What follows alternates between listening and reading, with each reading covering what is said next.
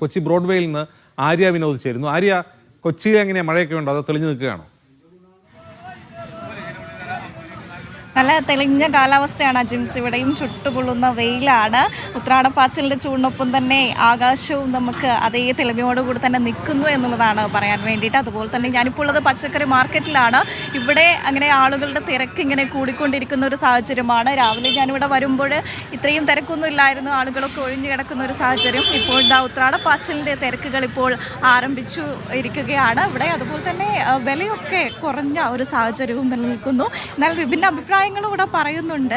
അതുപോലെ തന്നെ വാഴയിലകളടക്കം ഇവിടെ വിൽപ്പനയ്ക്ക് വെച്ചിരിക്കുന്ന ഒരു സാഹചര്യവും നമുക്ക് കാണാം. അങ്ങനെ എല്ലാവരും നാളത്തെ സദ്യവട്ടത്തിനുള്ള ഒരുക്കങ്ങൾ ആരംഭിക്കാൻ വേണ്ടിയിട്ട് എല്ലാവരും ഇവിടെ പച്ചക്കറികൾ വാങ്ങുന്ന തിരക്കിലാണ്.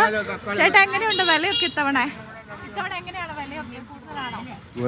കൂടുതലല്ലോ, സാധാരണ ദിവസം അതിലും വില കുറവാണ്. ഇപ്പോൾ കച്ചവടത്തിന് ആളില്ല, വേണ്ടല്ലേ.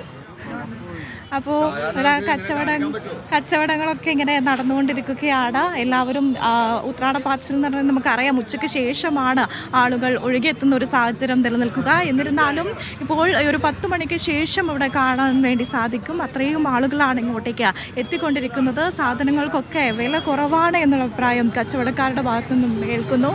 ചേച്ചി, എവിടെ വരെ ആയി ഓണമൊക്കെ? ഓണമൊക്കെ എവിടെ വരെ എത്തി? പച്ചക്കറിയൊക്കെ വാങ്ങിച്ചോ? ഇല്ല, ഒന്നും മേടിച്ചില്ല. കാശ് വേണ്ടേ? ആകെ പാപ്പര് പണിയൊന്നുമില്ല. കൈക്ക് പാടില്ല, കൈ ഒടിഞ്ഞിരിക്കെ. പൈസ വല്ലോണ്ടാ?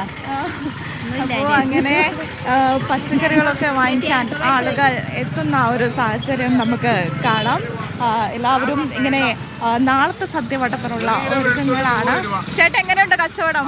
വളരെ ഗംഭീരമായിരിക്കുന്നു. വളരെ മോശമാണ് എൻ്റെ പൊന്നോളെ. കച്ചവടം വളരെ മോശമാണ് എന്നുള്ള അഭിപ്രായമാണ് നമുക്ക് കച്ചവടക്കാരിൽ നിന്നും അറിയാൻ വേണ്ടി സാധിക്കുന്നത്.